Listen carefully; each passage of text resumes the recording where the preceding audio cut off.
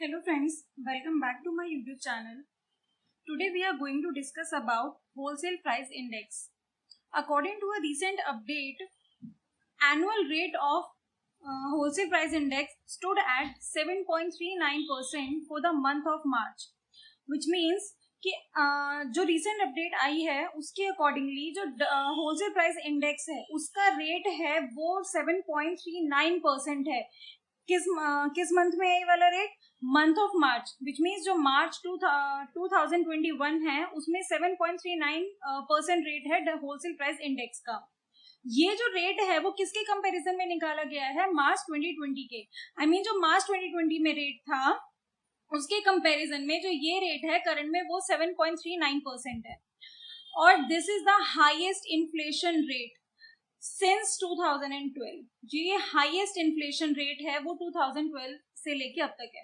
तो जिन लोगों को होलसेल प्राइस इंडेक्स या इसके रेट के बारे में नहीं पता कि ये रेट क्या है या ये कंपैरिजन क्या है या ये रेट किस लिए होता है और क्यों ये बोला गया कि ये हाईएस्ट रेट है और किस लिए ये अच्छा नहीं है, तो उसके लिए आप लोगों को होलसेल प्राइस इंडेक्स के बारे में थोड़ा सा पता होना चाहिए.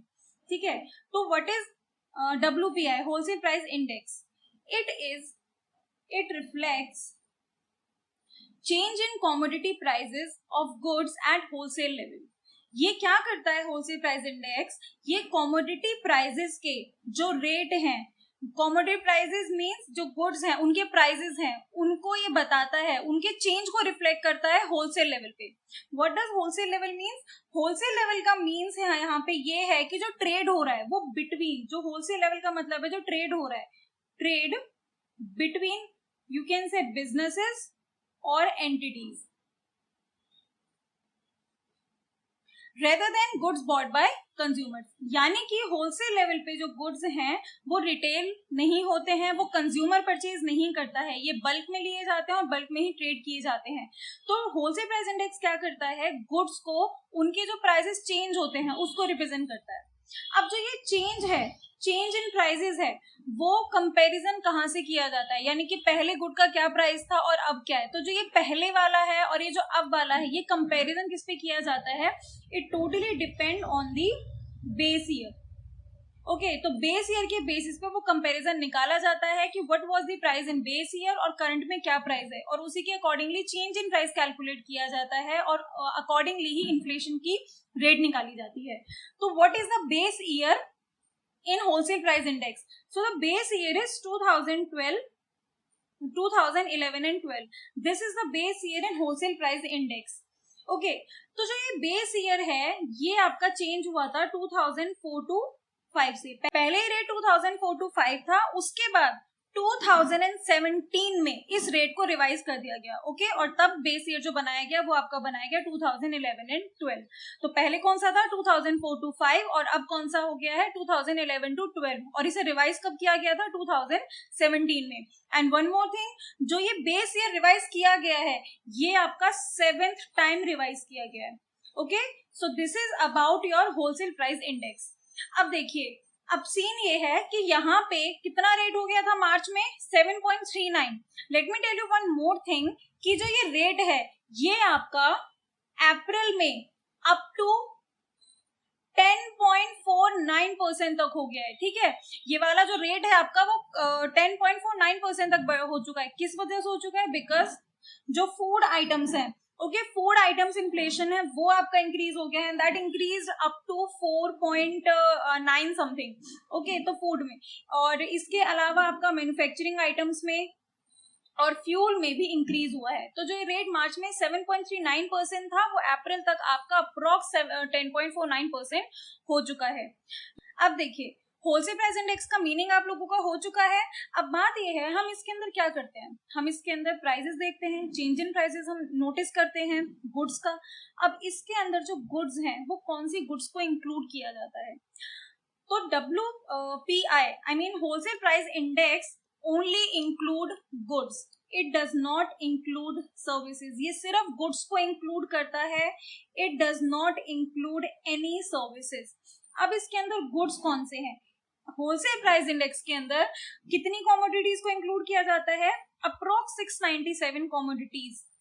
697 commodities, I mean basket of goods को WPI के अंदर इंक्लूड किया जाता है। अब ये जो 697 गुड्स हैं ये तुम्हारी 3 कैटेगरीज में डिवाइड होती हैं। जो ये गुड्स हैं वो 3 कैटेगरीज में डिवाइड होते हैं। फर्स्ट में आपके पास आते हैं primary articles, okay, primary articles. Next आते हैं fuel and power. Third one is manufacturing products. तो जो 697 है इनको 3 पार्ट्स में डिवाइड किया गया है। पहले में primary articles. Primary articles is further divided into 2 parts. Primary articles भी 2 पार्ट्स में आपके डिवाइड होते हैं। एक आते हैं आपके फूड आर्टिकल्स और एक आते हैं आपके नॉन फूड आर्टिकल्स, ओके। सो अब ये फूड में कौन से आ जाएंगे आपके पास? सपोज आपका व्हीट हो गया, okay, wheat, fruit, spices, pulses etcetera, these are your food articles. Non food you can say minerals, petroleum, fibres, तो these are your non food articles. तो प्राइमरी आर्टिकल्स आपके कितने हैं? फ्रॉम 697 यूनिट्स प्राइमरी आर्टिकल्स आपके पास है around 117, okay. और अगर हम इसको परसेंट से निकालें तो इट इज अबाउट 22.62% इसका वेटेज है टोटल में।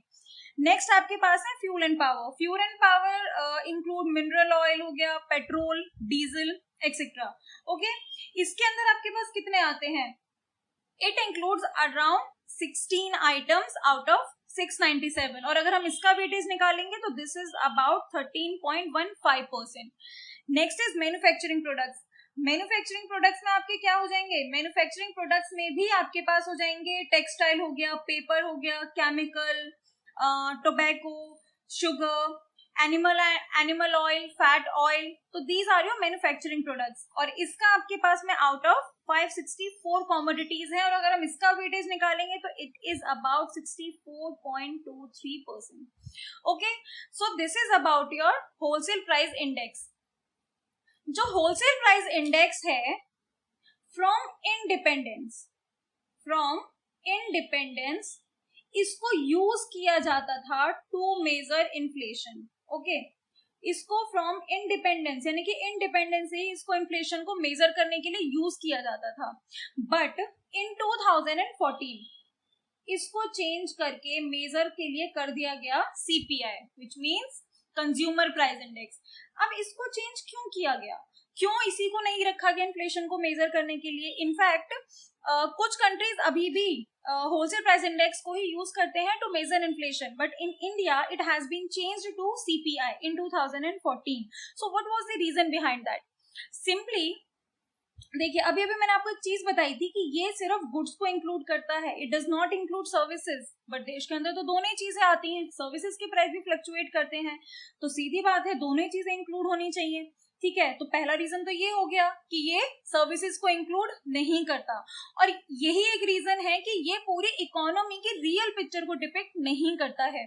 सेकेंडली, जो प्राइमरी फूड आर्टिकल्स हैं, ओके, जो प्राइमरी आर्टिकल्स हैं उनका वेटेज बहुत ज्यादा ही कम है, जबकि ये वाली जो चीजें हैं वो बहुत ज्यादा यूज में होती हैं, ठीक है। तो इनके यूज के कंपैरिजन में इनको वेटेज काफी कम दिया गया है इन होलसेल प्राइस इंडेक्स, ठीक है। तो दिस इज द रीजन कि होलसेल प्राइस इंडेक्स जो है वो इकोनॉमी की रियल पिक्चर को डिपिक्ट नहीं करता है। एक और रीजन ये आप कह सकते हैं कि ये जो गुड्स के प्राइसेस को चेंज दिखाता है वो रिटेल लेवल पे नहीं दिखाता, यानी कि वो कंज्यूमर से नहीं दिखाता, जबकि कंज्यूमर उस चीज को परचेज कर रहे हैं, कंज्यूमर गुड को परचेज कर रहे हैं, ये वो चीज नहीं दिखाता है। तो ये आपका एक ट्रू मेजरमेंट नहीं कह सकते हम इकोनॉमी के लिए। तो अब this is about your wholesale price index. Now we will move on to Now we will study about some reasons for surge in WPI कि ये क्यों हुआ है, उसके reasons क्या हैं। So we will study about some basic reasons. First is supply disruption. Supply disruption. What does supply disruption means? Disruption means disturbance. अब lockdown इतना हो चुका, ठीक है, ये 2020, 2021 इवन अब तक भी ये लॉकडाउन इतना ज्यादा चल रहा है कि उसकी वजह से जो सप्लाई है उसके ऊपर बहुत ही नेगेटिव इफेक्ट हुआ है, ठीक है। सप्लाई कम हो गई है, मैन्युफैक्चरिंग लास्ट ईयर 2020 में बहुत इफेक्ट पड़ा था सप्लाई के ऊपर, अब सप्लाई बहुत ज्यादा कम है तो कॉमन सेंस है उसकी वजह से इन्फ्लेशन होगा ही होगा। सेकेंड आप कह सकते हैं, second is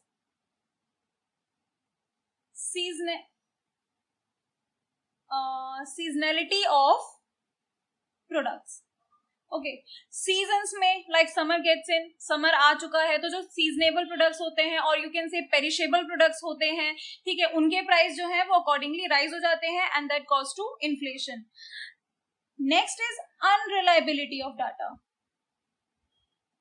unreliability of data, what is unreliability of data, कि डाटा रिलायबल क्यों नहीं है? डाटा रिलायबल इसलिए नहीं है बिकॉज जो आपका डाटा है वो कब से कब तक का, वो 2020 से डायरेक्ट 2021 का दिखाया गया, आई मीन इसके मार्च से यहाँ पे मार्च तक। तो अनरिलायबिलिटी ऑफ डाटा मीन्स कि ये बहुत लंबा टाइम पीरियड आपके पास में है। If we notice month to month, if we notice month on month inflation, okay, means Feb 2021 to March 2021, then inflation stood at around 1.57%.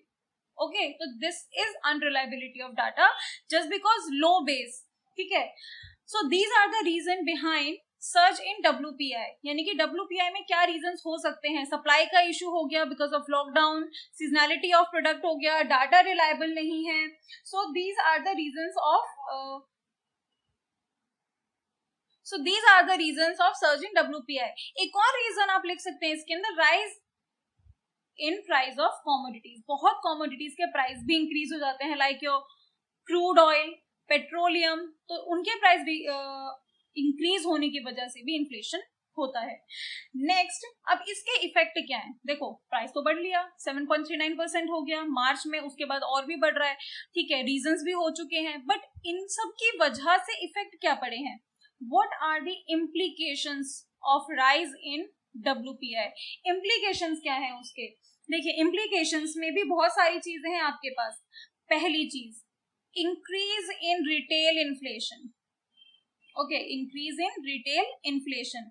देखिए, बेशक WPI को नहीं माना जाता है कि वो एक इकोनॉमी की ट्रू पिक्चर को डिपिक्ट करता है, इसको इन्फ्लेशन को मेजर करने के लिए भी यूज नहीं किया जा सकता, ठीक है, ये यूज नहीं होता है, बट इट डजंट मीन कि इसकी वजह से कोई इफेक्ट नहीं पड़ेगा ओवरऑल इन्फ्लेशन के ऊपर, इसको ओवरलुक नहीं किया जा सकता है, ठीक है। In a long term definitely it will effect the retail inflation also. In fact जो रिटेल इन्फ्लेशन है ये अभी भी आपका 5.52 के अराउंड चल रहा है। कब? आपके मार्च में। ओके, क्यों? क्योंकि जो फ्यूल है, फ्यूल के कॉस्ट, ट्रांसपोर्टेशन के कॉस्ट, इनके जो कॉस्ट है वो इंक्रीज हो रहे हैं, तो इसकी वजह से आपका रिटेल इन्फ्लेशन भी कम नहीं है। Second point, policy rate cut. Policy rate cuts का यहाँ पे मतलब है जो RBI की पॉलिसीज होती हैं, bank rate, reverse repo rate.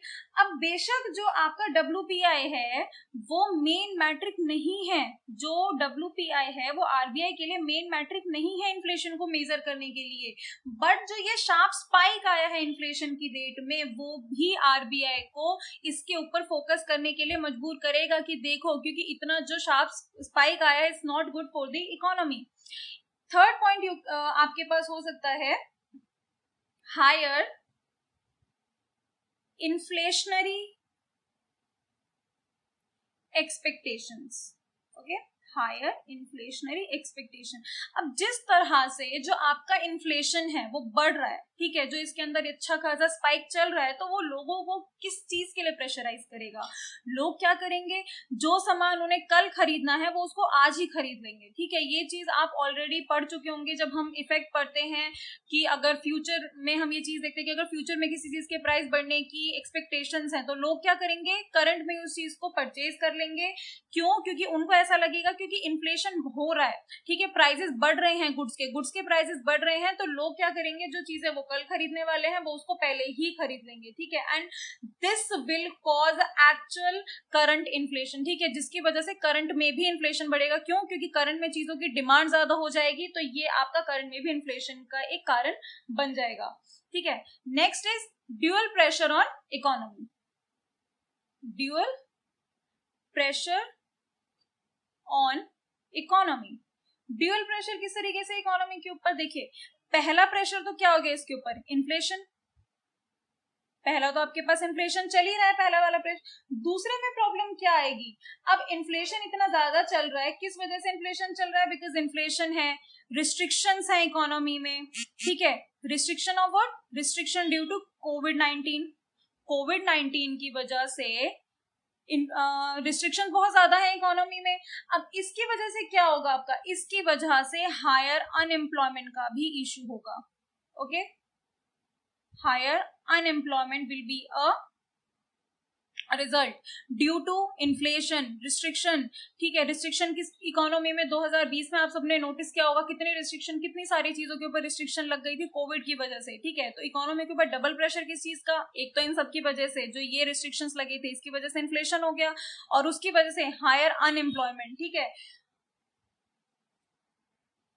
So what we can conclude, what we can conclude in सारे डिस्कशन के बाद हम इसे कंक्लूड क्या कर सकते हैं, तो देखिए, बेशक जो कंज्यूमर प्राइस इंडेक्स है वो इकोनॉमी की ज्यादा क्लियर पिक्चर को डिपिक्ट करता है, ठीक है, इन्फ्लेशन की, अगर हम इन्फ्लेशन के नजरिए से देखें तो जो सीपीआई है वो ज्यादा क्लियर पिक्चर दिखाता है हमारी इकोनॉमी की, but we can not overlook the surge in WPI, इसको ओवरलुक नहीं किया जा सकता, बिकॉज जो डब्ल्यूपीआई में अगर इस तरीके से स्पाइक चलेगा तो इन फ्यूचर वो इकोनॉमी के ऊपर बहुत नेगेटिव इफेक्ट डालेगा, वो ओवरऑल इकोनॉमी के ऊपर नेगेटिव इफेक्ट ही डालेगा। So this is about your wholesale price index and rise in the rate of wholesale price index. I hope कि आपको ये वीडियो पसंद आया होगा। अगर आपको कोई भी डाउट होता है then please let me know in the comment section.